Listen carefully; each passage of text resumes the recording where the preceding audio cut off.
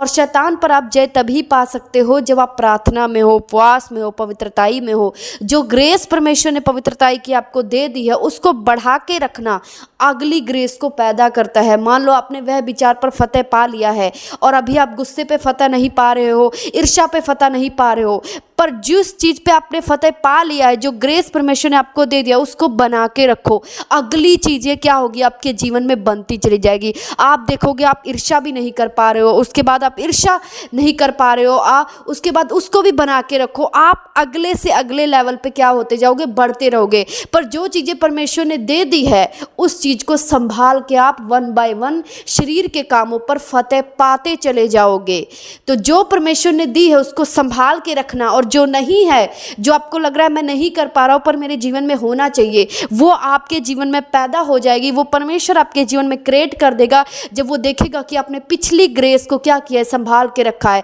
मैंने एक चीज़ पे तुम्हें जय दी, क्या किया है, तुमने संभाल के रखा है। तो वो अगली चीज़ में क्या करेगा, आपको और पवित्रताई देगा, आपको और शरीर के काम पे क्या करेगा, वो जय दिलाता चला जाएगा। और जैसे जैसे आप शैतान से युद्ध करते हो आप चीज़ों में जय पाते चले जाते हो, और उसके बाद परमेश्वर अपनी ब्लेसिंग को रिलीज करता है। याद रखो यूसुफ भी जेल में गया, यूसुफ के साथ भी कितना बुरा हुआ। यूसुफ को जो परमेश्वर ने दिया था पवित्रताई, जो भी उसके पिता से उसको मिला था, उसने क्या किया, संभाल के रखा। वन बाय वन उसने संभाल के रखा। जब भी आप मसीह में आते हो इसमें लेवल होता है, वन बाय वन लेवल पे आप पहुंचते जाते हो, और जैसे जैसे आपका रैंक बढ़ता जाता है आपके जीवन की वो ब्लेसिंग खुलती चली जाएगी।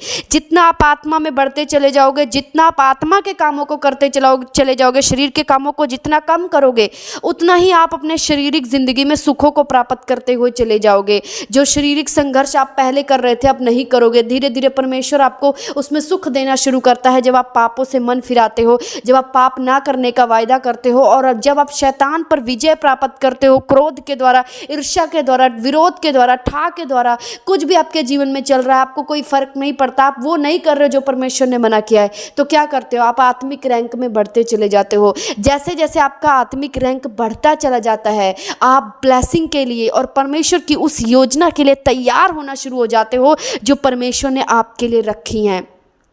तो जो भी मसीह में है उसको पता होना चाहिए कि अगर मैं मसीह में आ गया हूँ तो जो शारीरिक बंधन है वो मुझे अभी नहीं छोड़ के गए हैं। अगर कोई ये सोचता है कि मैं मसीह में आ गया हूँ, परमेश्वर ने सब कुछ कर दिया, तो उसकी सबसे बड़ी गलतफहमी है। परमेश्वर ने आपको चुन लिया है, पर जो भी शैतान ने आपके जीवन में जाल बिछाए हैं शारीरिक अभिलाषा के द्वारा, शरीर के काम के द्वारा, वो आपको लड़ना पड़ेगा, उनसे आपको जीतना पड़ेगा, शैतान को आपको हराना पड़ेगा। ये बिल्कुल फ्री नहीं है। जो बिल्कुल फ्री होके बैठे हैं कि हम मसीह में आ गए हैं, परमेश्वर में सब कुछ दे देगा, नहीं, आपको एक युद्ध लड़ना पड़ेगा, आपको शैतान से लड़ना पड़ेगा। आप सोचोगे शैतान क्या है, शैतान क्रोध है, शैतान ईर्ष्या है, शैतान ठा है, शैतान विरोध करता है, शैतान व्यभिचार है, हर एक गंदे काम जो दुनिया में हो रहे हैं जो परमेश्वर के वचन के खिलाफ है वो शैतान है। और आपको क्या करना है, हर एक गंदे कामों से जो परमेश्वर के वचन से विरोध में है, उन्हीं से आपकी फाइट है, उन्हीं से आपकी युद्ध है, और उसी पे आपने क्या करना है, पवित्र आत्मा की सामर्थ्य के द्वारा जय प्राप्त करते चले जाना है। जितना आप पवित्र आत्मा की सामर्थ्य में बढ़ते जाओगे, क्या देखोगे, आप शरीर के कामों पर जय प्राप्त करते चले जा रहे हो, जय प्राप्त करते चले जा रहे हो, और उसके बाद परमेश्वर अपनी योजनाओं को आपके जीवन में सिद्ध करता है। तो जो भी मसीह में है उनको पता होना चाहिए कि वो एक आत्मिक युद्ध में है। अगर वो फ्री बैठे रहेंगे तो वो परमेश्वर से कुछ हासिल नहीं कर पाएंगे, और वो बाद में सोचेंगे परमेश्वर ने तो मुझे कुछ दिया ही नहीं, जबकि परमेश्वर ने आपको बुलाया है एक युद्ध के लिए। परमेश्वर ने आपको बुलाया है ताकि आप फाइट कर सके शैतान के लिए। यीशु मसीह आपके साथ है। अब आप क्या होगा, आप जो भी लड़ाई करोगे उसमें जीतोगे। जीत आपकी पहले ही तय कर दी जाती है जब यीशु मसीह आपके साथ होता है, लेकिन लड़ाई में आपको जाना पड़ेगा। वो चीज़ें आपको घेरेंगी, अभिलाषाएं आपको घेरेंगी, हर एक चीज़ से आपके ऊपर फाइट की जाएगी, विरोध भी होगा, सब कुछ आपके जीवन में होगा। हर एक चीज़ें आपके जीवन में आएंगी ताकि आपको क्या करा जाए, युद्ध करना सिखाया जाए, आपको इन चीज़ों से निकाला जा सके।